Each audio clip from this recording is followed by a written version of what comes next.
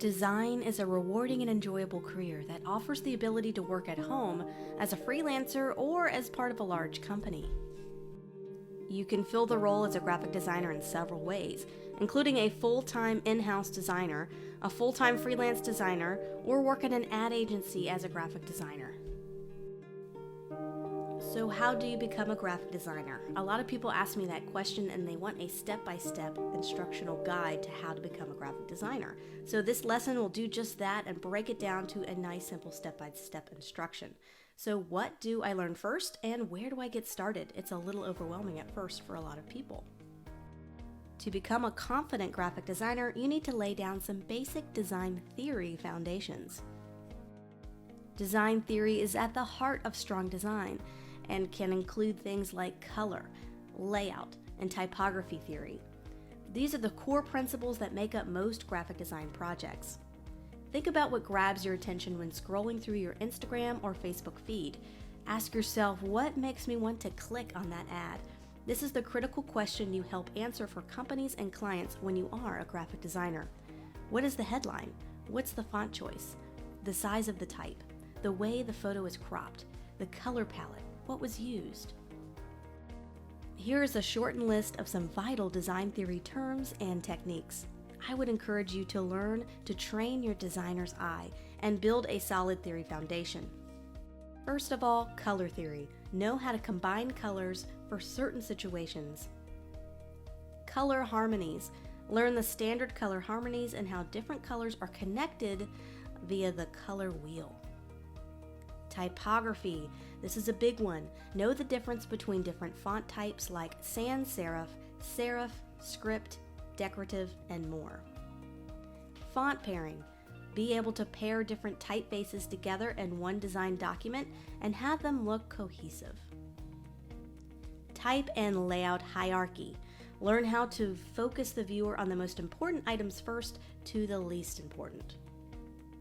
Layout. Knowing which layouts work best for certain situations. Contrast and scale. Learn how to use contrast and scale. Design psychology. Understand how to set the mood and the tone for a design piece that matches the desired emotion you want to evoke. Of course, there are many other design theory fundamentals that you want to master, so this is a shortened list, but these are some of the big ones to help get you started. So what's the next step? It's time to learn the industry standard design software. Once you feel confident with the basics of design theory, you're ready to start practicing your design knowledge in practical ways. There's some choices when it comes to learning design software. The industry standard software is the Adobe Creative Cloud suite of products. The three most commonly used Adobe products that graphic designers use daily are Adobe Photoshop, Illustrator, and InDesign.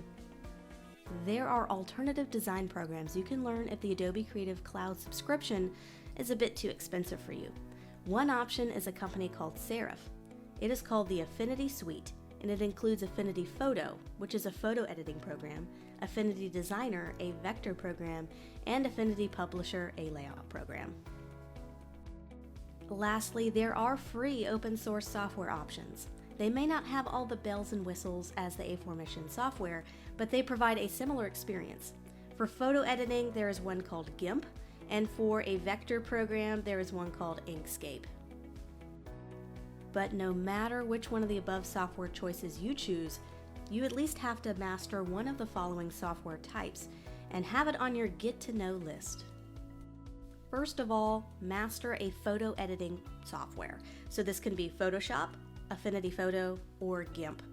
Photos can play vital roles in graphic design, so learning a photo editing software is imperative to be able to edit those photos, but to also be able to prepare and create graphics for the web, like web headers, social media images, animated GIFs, and more.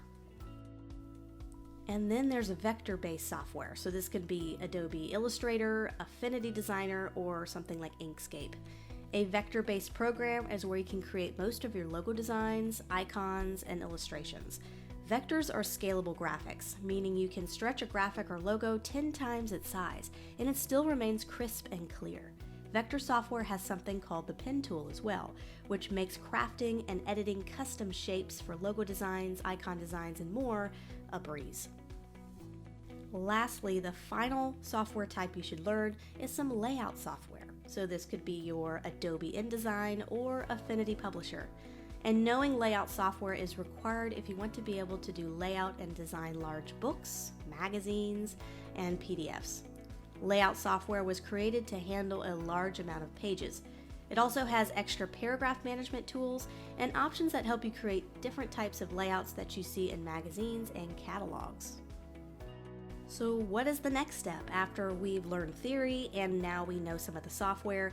Now we need to learn how to create a wide variety of popular design projects. This is a lot of students' favorite part. They get to use the software and design theory knowledge to create real stuff. And as they say, practice makes perfect, and that cannot be more true when it comes to learning graphic design. Graphic designers have to be able to produce such a wide variety of project types.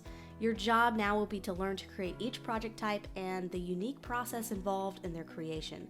Moving through each one of these design tasks will help you not only understand how to put them together technically, but to also help you figure out your design focus and your unique design style.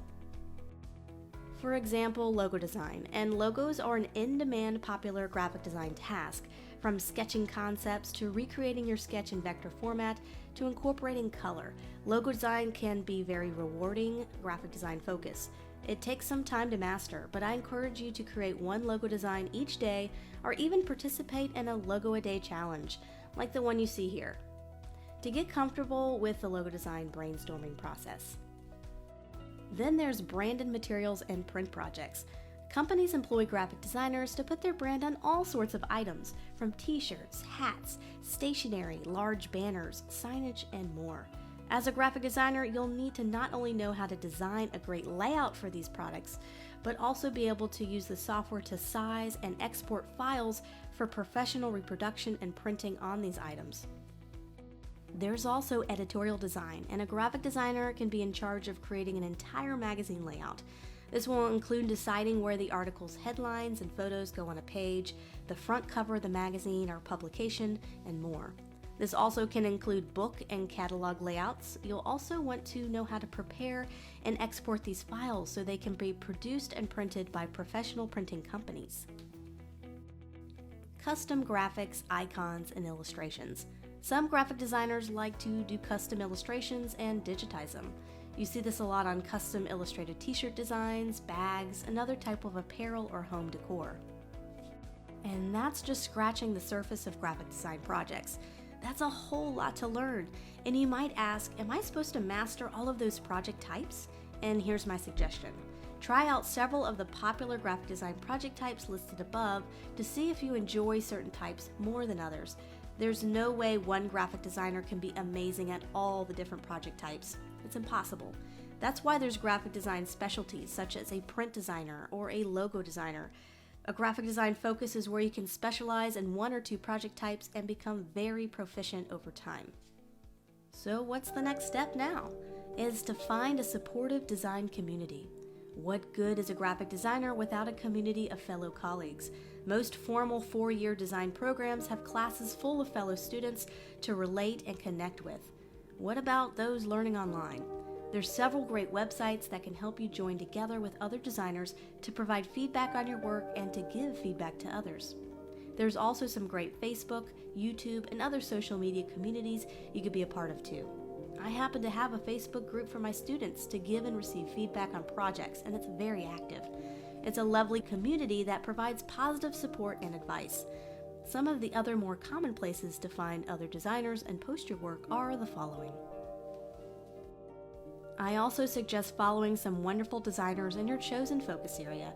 This allows you to keep up with what's trending and what's successful in the world of design. Following others keeps you motivated and can help you find a little design inspiration. So the next step? Kind of an unspoken step, but kind of important because we want to learn how to become a graphic designer, some of us for fun, but some of us to make a living or to make some side income. So I've given you the framework for getting started, and perhaps you feel a little bit overwhelmed with all you need to learn. After all, you are learning new concepts, software, and how to put it all together in action. But the first thing I want you to do is to relax. You've got this. Just take it one step at a time. Becoming a graphic designer does take a little bit of patience, but with each new endeavor, you will gain confidence and experience through time.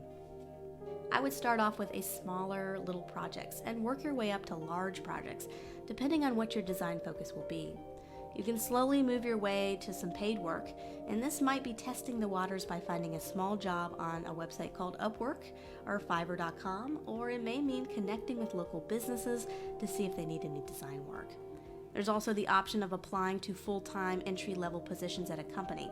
This would require you to build and design a portfolio that contained all of your practice work you've created at this point. But that's another article and another course for another day. Once again, try not to feel overwhelmed. Once you start down that road of this learning journey, you'll find that graphic design is an incredibly exciting and rewardable career.